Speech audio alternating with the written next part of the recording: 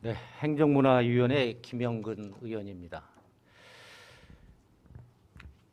시정질문의 기회를 주신 존경하는 김병국 의장님과 김은숙 부의장님, 그리고 선배 및 동료 의원 여러분, 고맙습니다. 그리고 태풍에 대응하시느냐 어제 밤늦도록 고생하신 이범석 시장님과 관계공무원 여러분께 진심으로 감사의 말씀을 드리겠습니다. 저는 오늘 민선 8기 청주시 최대 현안이라고 할 수 있는 청주시 신청사 건립에 대해 말씀드리고자 합니다. 신청사 건립 사업은 민선 5기 신청사 건립, 민선 6기 리모델링, 민선 7기 본관 존치, 민선 8기 본관 철거로 갈팡질팡하고 있습니다. 신청사 건립 문제는 2012년 청주시 청운군 통합 때부터 시작되어 당초 계획대로라면 올해 하반기 완공이었지만 지금은 다시 2025년까지 늦춰졌습니다. 사업비도 당초에는 2,300여억 원이었는데 그 사이에 늘어나 이제는 3천억 원보다 훨씬 더 많은 비용이 발생할 것으로 예상되고 있습니다. 게다가 앞으로 몇 년간 연초 제주창 등 다른 건물을 임시청사로 빌려 쓰는데 시민들의 혈세가 투입될 수밖에 없습니다. 더욱이 지난 10년 동안 이 문제로 청주시 입장이 왔다 갔다 하면서 논쟁과 갈등이 계속되어 시민들의 피로감과 불편이 가중되고 있습니다.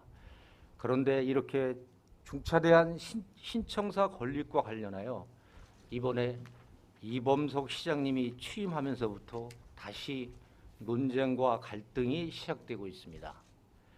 본래 신청사 건립 문제는 한범덕 시장님의 민선 5기이던 2012년 청주청원 통합 때 이미 상생협약 등으로 신청사를 건립하기로 확정했습니다.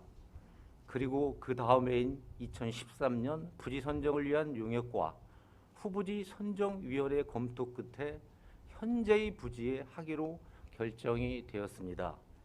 그러다 민선 6기 이승훈 시장님이 취임하자 다시 신청사를 짓지 않고 기존 건물들을 리모델링해서 쓰겠다며 한동안 갈팡질팡하다가 결국은 기존대로 신청사를 건립하는 것으로 되돌아갔습니다.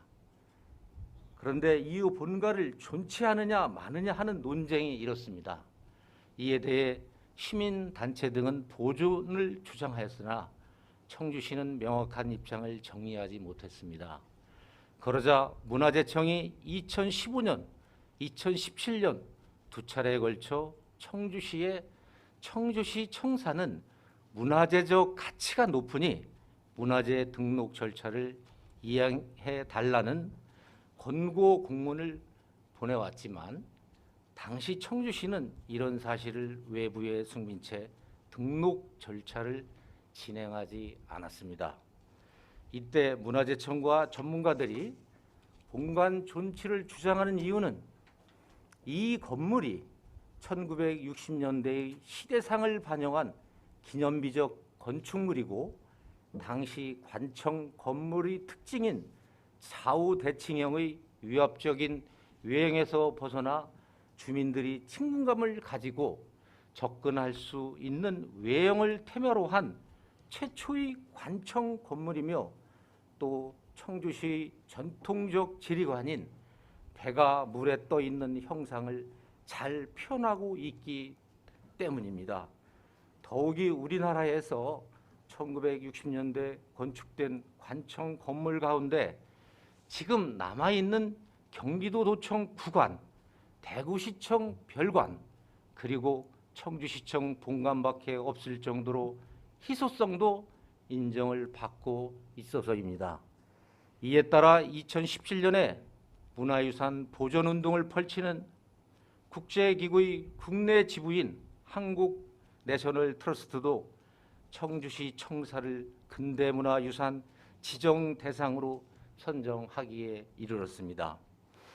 이후 한범덕 시장님의 민선 7기가 되었고 각계각층의 전문가들과 시민단체 등이 모인 민간 거버넌스인 청주시청사 건립특별위원회를 구성, 최종 본관동을 존치하고 이를 시민 편의시설로 활용하는 안을 사회적 합의를 통해 결정하였습니다.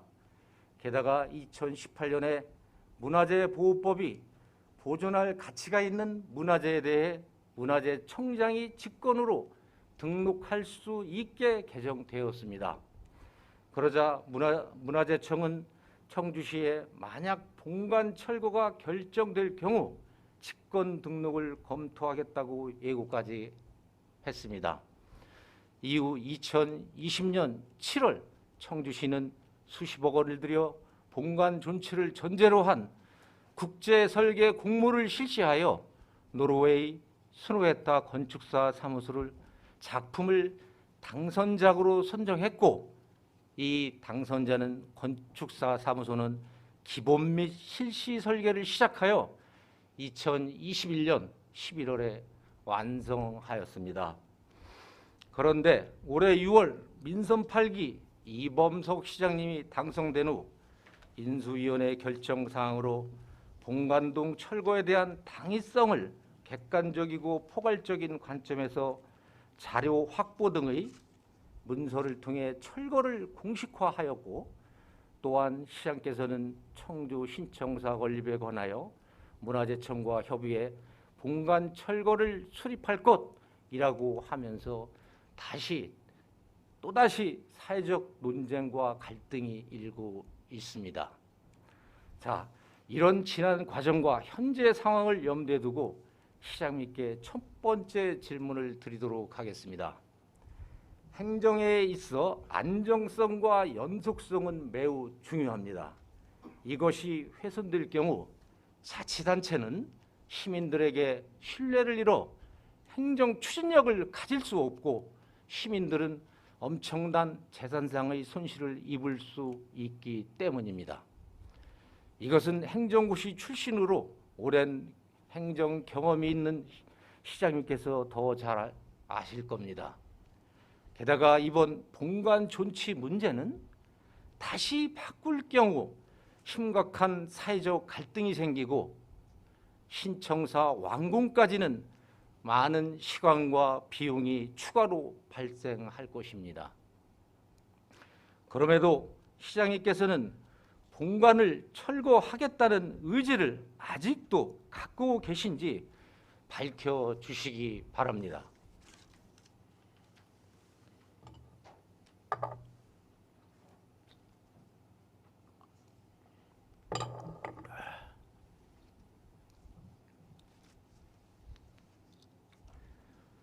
두 번째 질문입니다.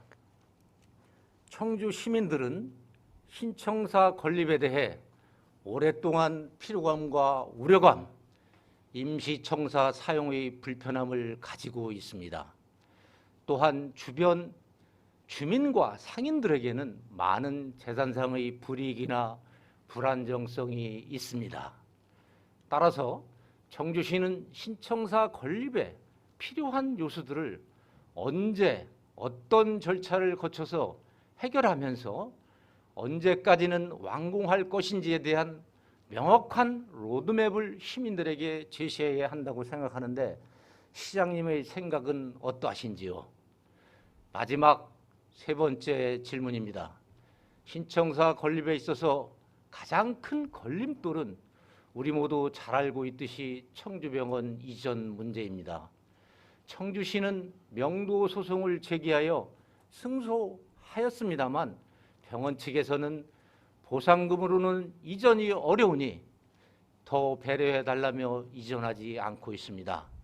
그런데 병원에는 입원 환자들도 많아 강제 집행이 현실적으로 쉽지 않습니다. 그렇다고 청주시가 시간만 끌고 있으면 임시청사, 임대료나 시민 불편 등 사회적 비용만 엄청나게 늘어날 수밖에 없습니다. 따라서 청주시는 작은 명분 때문에 대의를 망치지 않도록 법적 테두리 안에서 특단의 대책을 마련해야 한다고 보는데 시장님께서는 어떤 대책을 갖고 계신지 말씀해 주십시오. 끝으로 제가 문화재 관련 일화 하나를 소개하면서 질의를 마치겠습니다. 1950년 한국전쟁 이후 지리산은 빨치산의 근거지가 되었습니다.